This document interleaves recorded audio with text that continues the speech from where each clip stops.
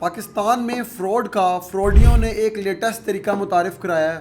کل سر ایک شخص ہمارے آفس میں آیا ہے، پینٹ کوٹ اس نے پہنا ہوا تھا، چشمہ اس نے لگایا ہوا تھا، ہاتھ میں اس کے سیوک گاڑی کی چابی کا ریموٹ تھا، ساتھ اس کے ایک اسسٹنٹ بھی تھا۔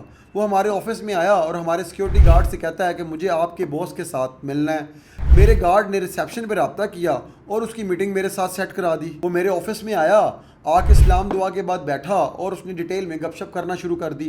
اس نے کہا کہ سر ہمارا ایک پروجیکٹ ہے، ہم چاہتے ہیں کہ آپ اس کی مارکیٹنگ کریں۔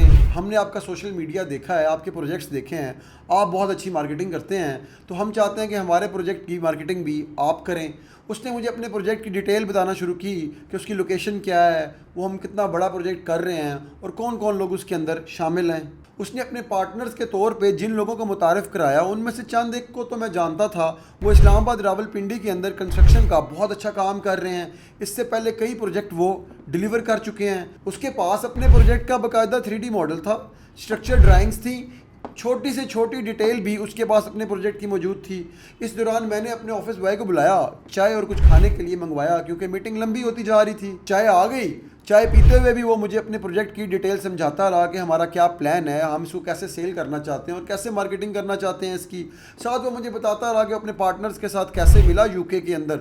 اس دوران اس کے اسسٹنٹ کے فون پہ کالز بھی آنے لگ گئیں اس کے پارٹنرز کی اور ڈفرینٹ کمپنیز کے اونرز کی، جن کے ساتھ وہ میرے سامنے بات بھی کرتا رہا۔ چائے پیتے ہوئے ہی اس کی میرے ساتھ پالیٹکس پہ اور ڈفرینٹ پولیٹیکل پارٹیز پہ ڈسکشن شروع ہو گئی، اور میں اس کا نالج دیکھ کے پاکستان کی پالیٹکس اور پاکستان کی اکانومی کے بارے میں سر حیران رہ گیا۔ پاکستان کی اکانومی، اسٹیبلشمنٹ کے کردار اور پولیٹیکل پارٹیز کا جو کردار تھا، اور جو پاکستان میں کرپشن چل رہی ہے یا جو بزنس کے حالات ہیں، وہ سب چیزوں سے بہت زیادہ اویئر تھا۔ مجھے اس کے علم نے بڑا متاثر کیا۔ اس دوران ہماری مارکیٹنگ پروجیکٹ کے بجٹ کے اوپر بھی ڈسکشن ہوتی رہی کہ اس کا بجٹ کیا ہونا چاہیے، کیا نہیں ہونا چاہیے۔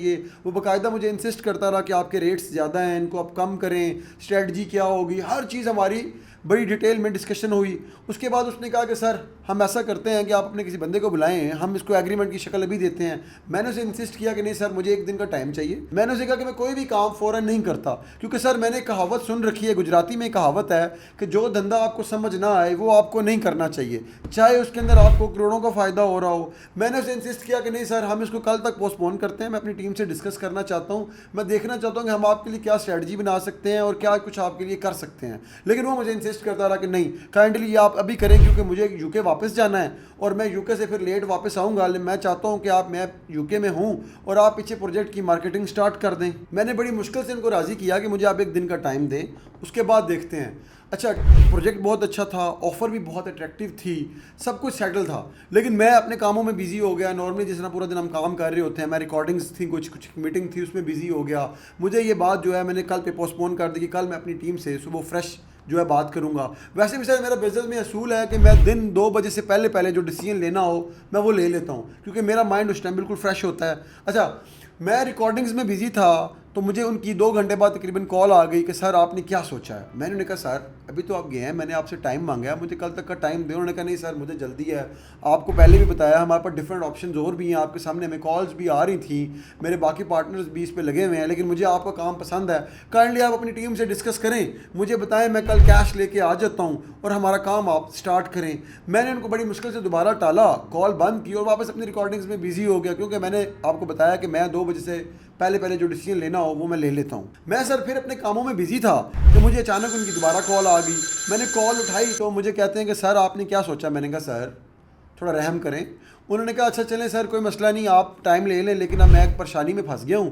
میں اپنے اسسٹنٹ کے ساتھ جا رہا تھا، میرا ATM کارڈ نہیں چل رہا، تو آپ اگر میرے اسسٹنٹ کے نمبر پہ 50,000 آپ بھیج دیں تو کل میٹنگ میں آتے ہوئے سب سے پہلے میں آپ کے پیسے آپ کو واپس کروں گا، اس کے بعد جو ہے باقی معاملات ہم آگے چلائیں گے۔ میں نے کہا ٹھیک ہے سر میں آپ کو اپڈیٹ کرتا ہوں، آپ مجھے نمبر کائنڈلی بھیج دیں۔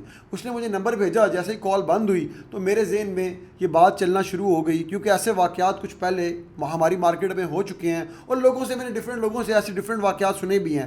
ایسا ایگزیکٹ تو نہیں سنا تھا، لیکن اس طرح سے ملتی جلتی چیزیں میں نے سنی ہوئی تھی۔ مجھے سر وہیں پہ پتہ چل گیا کہ یہ ایک फ्रॉडिया है और इस दफ़ा ये पेंट कोट पहन के आया है। सेंड करने के बाद उसने मुझे बार बार कॉल्स करना शुरू कर दी। मैं अपनी रिकॉर्डिंग में बिजी था, लेकिन उसकी बार बार कॉल्स आ रही थी। मैंने फ़ोन साइलेंट कर दिया और रिकॉर्डिंग्स में बिजी हो गया, क्योंकि मुझे पता चल गया था ये एक फ्रॉडिया है। मैं सर 1 घंटे बाद जब फ्री हुआ तो उसकी लगातार कॉल आ रही थी। मैंने कॉल अटेंड की। मैंने कहा भाईजान मैं बिजी था, मुझे बताएं क्या इशू हो गया। उन्होंने कहा सर मैंने आपको बताया मैं स्टक हो गया हूँ, आपको नंबर भी भेज दिया, 50,000 आप काइंडली भेज दें।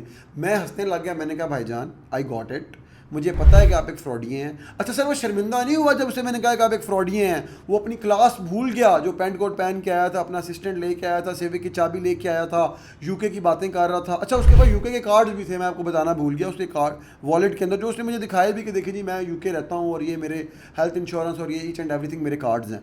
अच्छा वो सब कुछ अपना भूल गया और मेरे से डायरेक्ट होगा कि भाईजान आप काइंडली भेज दें, मैं आपको कह रहा हूँ मैं आपको कल दे दूंगा, आप मुझे फ्रॉडिया क्यों कह रहे हैं?